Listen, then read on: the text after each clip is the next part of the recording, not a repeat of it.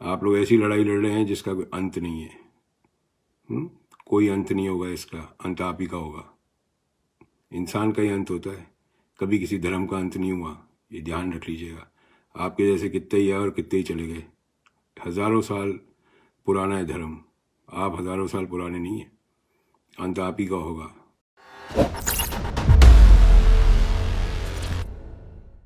Good morning आप लोगों को। मैं आज कुछ बोलूँगा नहीं, मैं आप लोगों को कुछ सुनाना चाहता हूँ। इस बात को सुनिएगा और सुनने के बाद समझने की कोशिश करिएगा और सोचिएगा, बहुत ज़्यादा ज़रूरी है। 8-10 मिनट है, पहले सुन लीजिएगा, एक बारी में समझ में नहीं आया तो दोबारा सुन लेना और फिर सोचना। आज पूरे दिन सोचना इसके बारे में, ये किसकी आवाज़ है, कौन है, वो सब बातें छोड़िए। जो बात कही जा रही है उसको सुन लीजिए और उसके बाद समझने की कोशिश करिए और फिर सोचना। पूरा दिन है आप लोगों के पास सोचने के लिए। लॉकडाउन में है, कोई काम वाम तो है नहीं, तो सोचने की अपनी जो शक्ति है उसको बढ़ाइएगा। सुनिए ये बात।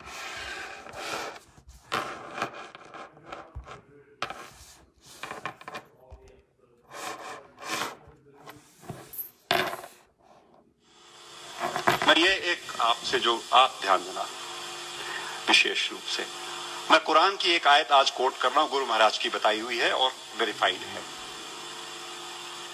कैसे परिभाषित किया गया है खुदा को और कैसे परिभाषित किया गया है परमात्मा को। How similarly in Veda and in Quran परिभाषित करे अल्लाह ताला की, परमात्मा की, परवरदिगार की, खुदा की परिभाषा हुवल अव्वल हुवल आखिर हुवल जाहिर हुवल बातिन व हुवा वकुल्ल शैइन अलीम। हुवल अव्वल, he is the first, there is nothing before him. हुवल अव्वल, हुवल आखिर, उसके बाद कुछ नहीं होगा। वो परवरदिगार वो है जिसके आगे कुछ नहीं होगा, उसके आगे कुछ है नहीं। हुवल जाहिर, जितना दिखता है वो सब वही है। हुवल बातिन, जो हमें दिखता है वही थोड़ी है। चंद्रमा का पिछला हिस्सा नहीं दिखता तो क्या है नहीं? तो जो तुम्हें नहीं दिखता लेकिन है वो भी वही है। हुवल जाहिर हुवल बातिन व हुवा वकुल्ल शैइन अलीम, हर बातों को जानने वाला है वो। और क्या कहते हैं वेद, क्या कहते हैं? शिव सहस्त्रनाम में भगवान शंकर के 1000 नाम हैं।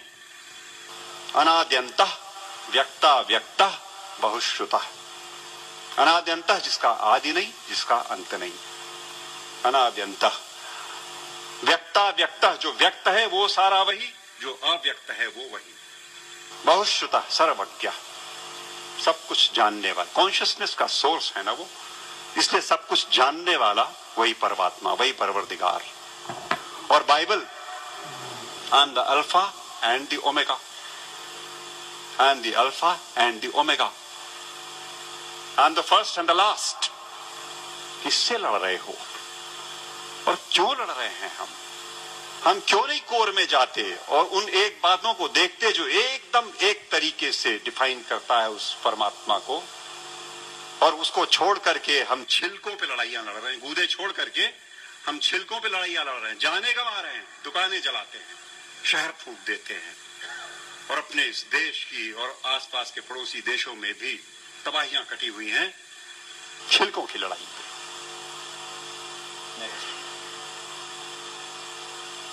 सूफी फकीर कहता है अन अल हक, ट्रांसलेटेड इट मींस अहम ब्रह्मास्मि, आई एम द सेम।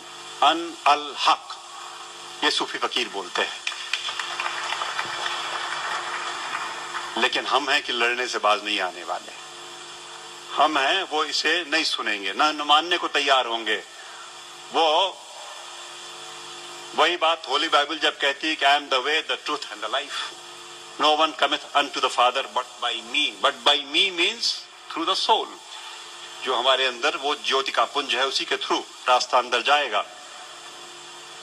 एक बात और, वेद कहते हैं न तस्य प्रतिमा अस्ति यस्य नाम महद्यशः, उसकी परवरदिगार की कोई मूर्ति नहीं बन सकती। वेद कहते हैं निराकार ब्रह्म को जब परिभाषित करते हैं तो कहते हैं न तस्य प्रतिमा अस्ति यस्य नाम महद्यशः, गुरुजी बैठे हुए हैं, कुछ अगर खोट हो तो टोक देंगे। वो जो मूर्ति पूजन गलत नहीं है, अपने हिसाब से उन्होंने कहा वो इनिशियल स्टेजेस में आपके लिए ठीक है, करो आप, भाव आपने वहां प्रतिष्ठा की, आपको परिणाम देगा। लेकिन सच मायने में जो निराकार पर ब्रह्म है उसकी मूर्ति वूर्ति नहीं बननी।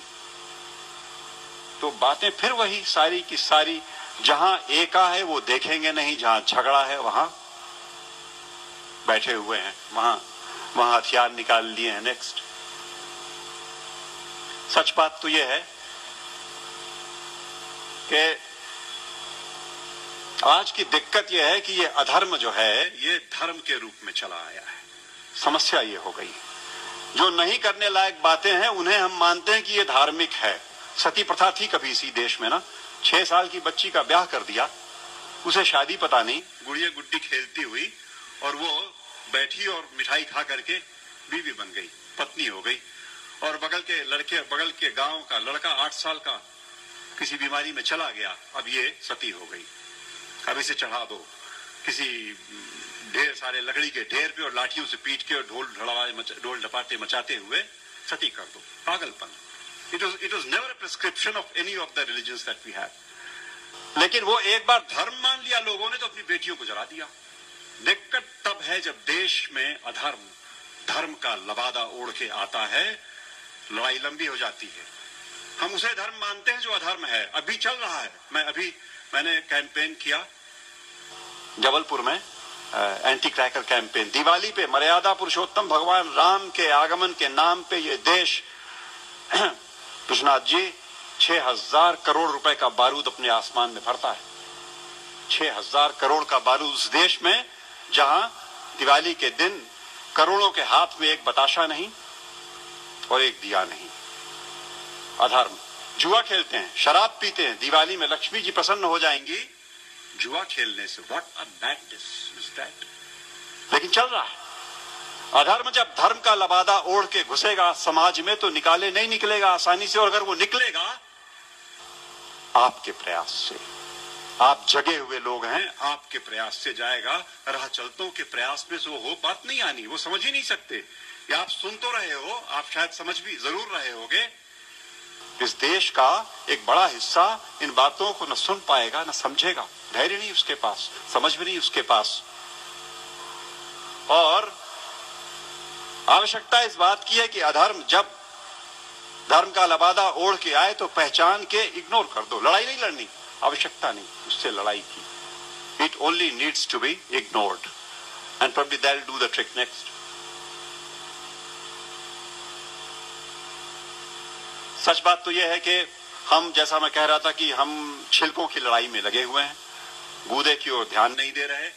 और मेरे घर पे मैं शाम को आसपास के मोहल्ले के गरीब बच्चों को पढ़ाता हूँ, थोड़े से। उन्हें रोज एक टॉफी एक बच्चे को देता हूं, उनको इनकरेज करने को कि वो आए। और वो अब जाके थमा है कुछ दिनों पहले, वरना रोज का झगड़ा था। एक टॉफी लाल रैपर में, हरे रैपर में, पर्पल रैपर में। वो मुझे लाल चाहिए सर, मुझे हरी वाली चाहिए। लड़ने पे आमादा आपस में। और जिसे हरी मिल गई उछलता है, अंदर बिल्कुल एक चीज। लेकिन वो रैपरों की लड़ाई में परेशान। हमारा सारा देश आज इस धार्मिक रैपर की लड़ाई में गुथा हुआ।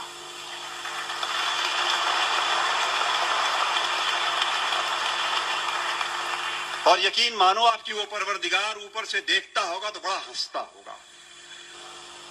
ये मनुष्य मेरा इंटीग्रिटी और मेरा कंपैशन लेकर के पृथ्वी पर मेरे नुमाइंदे बन करके इन रैपर्स पे उलझे हुए लड़ रहे हैं। और ये मेरे घर की छत के बच्चे तो चलो खाली आवाज कशी करते हैं, यहां तो चाकू लगा देते पेट में, यहां तो जान मार देंगे, दुकानें जला देंगे, शहर लूट लेंगे। उन रैपर्स की लड़ाई में कब तक चलेगा मित्रों?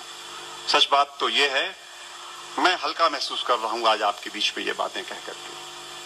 मैंने ये बोझ उतार करके आपके कंधे पे डाला। आज मैं अकेला था ये बात बोलने को। आज के बाद आप सबके ऊपर ये जिम्मेदारी है कि आप एक बार रुको, ठहरो, सोचो, जागरूक हो और जागरूक करो औरों को, वरना ये देश की तबाही ऐसे ही चलती रहेगी। नेक्स्ट, दोबारा सुन लेना आप लोग। एक बारी में आप लोगों को समझ में नहीं आता है। आपका नेता कंट्रोल में नहीं है अभी, ऊपर वाला कंट्रोल में है। जो किसी को अल्लाह बोलते हैं, कोई इसको भगवान बोलते हैं, ही इज़ इन कंट्रोल। और उसी की मार है कोरोना वायरस। ठीक है, अपने नेता की, अपनी पार्टी की इतनी अंधभक्ति में ऊपर वाले का जो मूल्य है वो कम ना करें। बिग बॉस वही है, कंट्रोल में वही रहेगा। दोबारा सुन लीजिएगा, बहुत ज़रूरी है उन लोगों को सुनना जिनको ये समझ में नहीं आ रहा कि आज की तारीख में देश के बच्चे जानवर खा रहे हैं, मेंढक। और अगर अभी भी आप लोगों का दिल नहीं पसीजता और अंधभक्ति नहीं उतरती, तो मैं दावे के साथ कह सकता हूँ कि आज वो बच्चे हैं और कल आपके बच्चे होंगे। क्योंकि आपकी सरकार, आपका नेता कभी आपका सगा नहीं था, तभी 70 साल के बाद तक अपने देश में रोटी, कपड़ा और मकान का नारा आज भी जिंदा है। और आप लोगों की खोपड़ी में शायद ये बात बैठ नहीं रही है। आप लोग ऐसी लड़ाई लड़ रहे हैं जिसका कोई अंत नहीं है। कोई अंत नहीं होगा इसका, अंत आप ही का होगा। इंसान का ही अंत होता है, कभी किसी धर्म का अंत नहीं हुआ, ये ध्यान रख लीजिएगा। आपके जैसे कितने ही आए और कितने ही चले गए।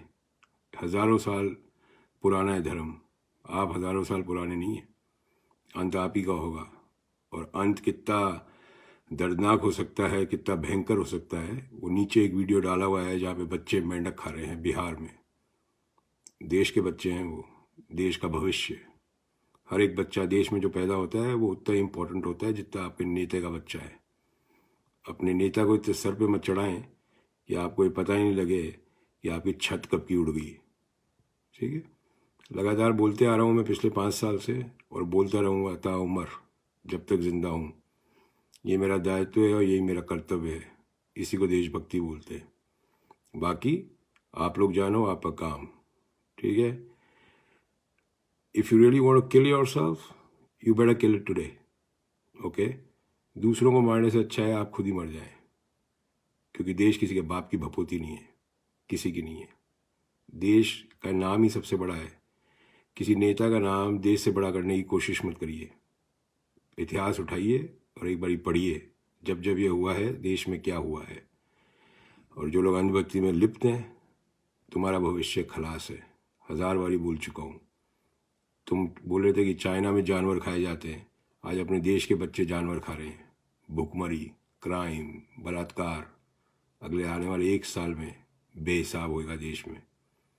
और जो लोग अंधभक्ति में, बलात्कारी का कोई धर्म नहीं होता बेटा, याद रखना। जो तुम बीज बो रहे हो, ये पेड़ तुम्हारे घर के अंदर ही उगेगा। फिर रोना मत। लॉकडाउन मतलब लॉकडाउन। अगर प्रधान सेवक ने कहा है घर से बाहर नहीं निकलना है, नहीं निकलना है, दैट्स इट। अदरवाइज बड़ी बड़ी स्टडीज आ चुकी हैं। ऊपर वाले के भरोसे देश, पहले पुरानी कहावत है, हमारा देश तो भगवान के भरोसे चलता है। तो ये भी कोरोना से अगर आप लोग निकल गए तो ऊपर वाले के भरोसे है। सरकार वरकार का कोई दम नहीं है उसमें। छोड़ दिया आपको ऊपर वाले ने एक और बारी वार्निंग दे के, फाइनल। अगली बारी नहीं छोड़ेगा, ये याद रख लेना। अपना ध्यान रखिए, अपने परिवार का ध्यान रखिए, नहीं तो एक बिस्तर आपके घर में खाली नज़र आ सकता है बहुत जल्दी। बाकी आपकी मर्जी, गाली बकनी है, ये करना है, वो करना है, करते रहिए, भड़ास निकालते रहिए, कोई फ़र्क नहीं पड़ने वाला मुझे। मैं बहुत मोटी चमड़ी हूँ, याद रखना इस बात के लिए। और मेरे लिए सबसे पहले भारत ही आता है, मेरा बाप भी नहीं आता। ठीक है, जय हिंद, भारत माता की जय। अगर आपको हमारे वीडियोस पसंद आए तो प्लीज़ लाइक करें, सब्सक्राइब करें और शेयर करें।